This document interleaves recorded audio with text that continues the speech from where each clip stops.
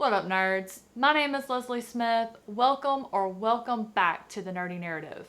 This is a channel I use to share with all of you about all of the things that I'm reading and all of the different genres that I read in hopes of helping you find your next read. Today is Friday, and on Fridays I like to check in and update you on all of the things that I've read, what I'm still working on, and what I plan to read next. First, guys, look how cute this shirt is.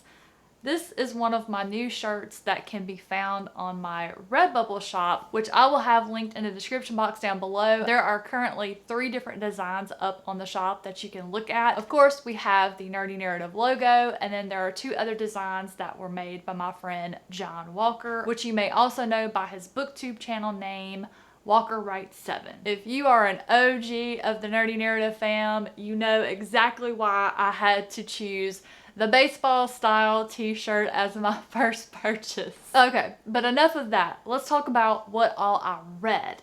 I did forget to mention last week that I did finish Lily by Daniel Barnett. Right after I filmed week before last that I was trying to take it one chapter at a time, draw it out, I ended up binging it, and it was absolutely brilliant. Just brilliant. If you are a fan of the Dark Tower series, you're going to love the Nightmareland Chronicles. The first 6 books are the first season of the series. It starts off with just madness. The sun goes out, or it disappears. Something happens, and it is permanently night. Humanity just begins to fray and fall apart, and we focus on John Hawthorne and his decision to journey to a little blue house on the Atlantic Ocean where his daughter awaits. And it is just absolutely a phenomenal journey. Some of the best character development I've ever read. Barnett's ability to just write the most beautiful prose, and then also he doesn't waste words, and he doesn't throw out a whole lot of words you don't need. Every word adds value to the story, and I'm just so immensely satisfied with how the first arc wrapped up. You know, I'm sitting here and I'm getting excited about it. I'm going to talk too long about it. And so I think what I need to do is a video about the first 6 books, maybe why you should read the Nightmareland Chronicles. So if that sounds like something you might be interested in, stay tuned for that. Next, I read Shade by Chad Nicholas. Read is not even the right word. I flew through it, tore through it, binged it. It was such a fast-paced read, which apparently just seems to be the standard MO for Chad's writing. You just get started on these and you can't put them down. That was exactly how it was with his debut novel Nightmare last year, and it was the exact same with this one this year. I actually think I flew through this one faster. It was such a page turner. I am going to do a dedicated review for this one, so that one should pop up hopefully next week or the week after. It was a fantastic read, such a fun time. Shade would fall into the true crime category. It is a thriller in which we have a couple of agents, FBI agents, who are on the hunt for a serial killer. And this case starts out just like any other, but evolves into something completely different. So if that sounds like something you might be interested in hearing more about, keep an eye out for that spoiler-free video. The next book that I flew through is Arm of the Sphinx by Josiah Bancroft, book 2 in the Books of Babel series, and it was absolutely amazing. If you guys will remember, Sinless Sins, the first book, it took me about 6 chapters to really get taken in by the story, and after that I was hooked. This one starts out with chapter 1 just drawing you in. The premise of what this part of the journey, the adventure, what was going to happen, I absolutely loved. You cannot go wrong with pirates for me, and just the added whimsy of the tower, which, speaking of whimsy, that is one of my favorite things about this series. It started out very whimsical and got really dark. I am completely smitten with this series.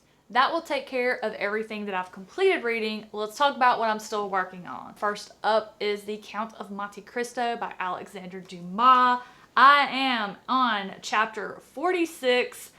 I have been working on this book over a month. I'm still not even halfway through. It is such a chunker. It's very dense and daunting. So the audiobook has been a real lifesaver. Again, I cannot brag on the audiobook narrator enough. Unfortunately, my loan for the audiobook has come due for my library and somebody is behind me that wants it. And I tried to read on this a little bit physically again last night and I just can't do it. The audiobook is the only way to go for me. So I'm going to hope that the person behind me doesn't like it as much and maybe they return it early, or maybe they just focus it down a little faster than me. I do have a lot of other books that I was mixing in with it and splitting my time between. So maybe they'll power through it and I'll get it back because I'm next in line right behind them. But I have just really begun enjoying this second arc of the book. It took me a minute to really get into it because we had to lay a lot of groundwork that, to be honest, I wasn't that interested in because it didn't seem important. Now that I am where I feel like probably close to the end of this particular arc, I see the value in those beginning chapters and what Dumas was doing there. This has really turned out to be a great book. I expected to enjoy it. I didn't expect to enjoy it as much as I am, and I'm just absolutely loving the slow burn of the revenge. Like, this is revenge done masterfully well. I mean, it is just slow and patient and just done right. Next up is Red Country by Joe Abercrombie. I am about 200 pages in on this one, and I love it. Guys, I can't tell you why, because if you have not read this far in the series, it would most definitely be a spoiler and would absolutely ruin the two standalones that come before it. So what I can tell you, it is worth the wait. It is worth reading through the other two books. There are so many differing opinions on these standalones. There are those that absolutely love certain ones and don't like others.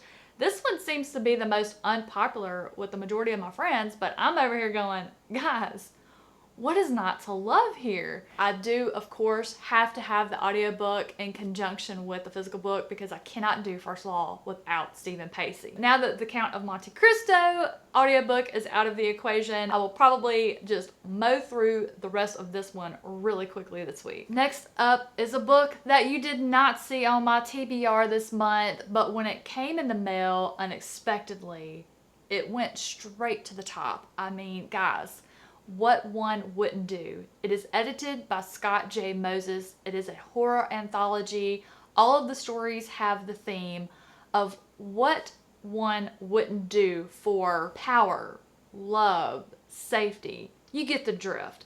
And I decided I was going to start working on these, read one a day. I mean, horror anthologies, short story collections are just perfect, especially if you're one who likes to mood read according to seasons. You know, we're transitioning into the fall season and everybody is looking for some good spooky reads. Of course, I love to read spooky year round, but this has been amazing. What I love most about these types, each story is by a different author. There are a ton of my favorites in this collection. And full disclosure, those favorite authors of mine are what attracted me to this collection. But what I also find attractive is all of the new authors that I'm going to get to read. Some of them are names that I recognize as being on my list of ones I want to get into. The best way to see if an author is going to work for you is a piece of short fiction.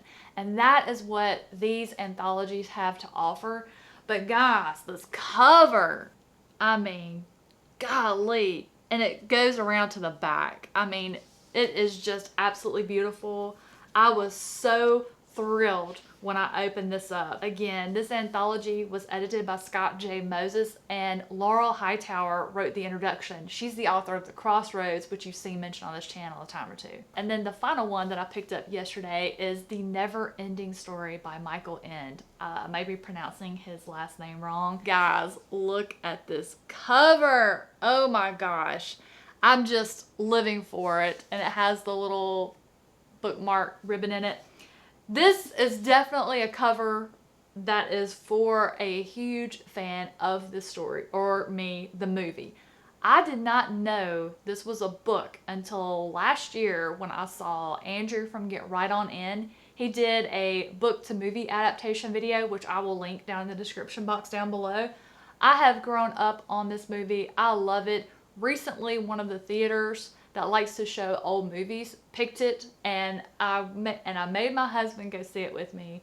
And oh man, it's just absolutely beautiful. And this particular book is a fan-made edition. I found it on Amazon quite by accident, and I had to have it as soon as I saw it. There was just no getting around it. This one had to be in my collection, and it will be prominently displayed on my shelves when I'm done. I actually almost read half of it between last night and this morning, and from what I've read so far, the movie did an amazing job because I am literally thinking through the scenes of the movie as I read the book. Now, I do know that the second half of the book is not in the movie at all, so I'm very, very excited to see what is going to happen with that because I am almost to that point. I am just absolutely flying through it. I expect to have it done by the time I check in with you guys next week. And that is currently everything I have going. Let's get into what I plan to read next. First on that list will be Dark Hilarity by Joseph Sale.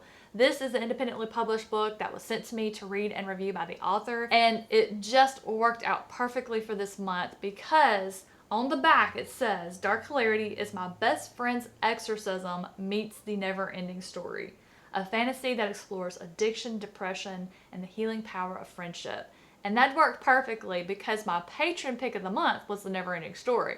So I'm reading that one. As soon as I finish reading The Never-Ending Story, I'm going to dive right into this one. I am very, very excited about it. I've seen some amazing reviews by my friends for it, so I just feel like I'm going to love it. I love the cover. Absolutely love the cover. Y'all, independent and self-published authors really have the market covered as far as book covers. Next, I will be starting Fireborn by Rosaria Munda. This is a buddy read. I will be reading alongside Christy from Christy Lewis, Dostoevsky in Space, and Tiffany from Beautiful Minutia. Both of their channels are going to be linked below. We're going to kick this one off, I believe today, possibly tomorrow.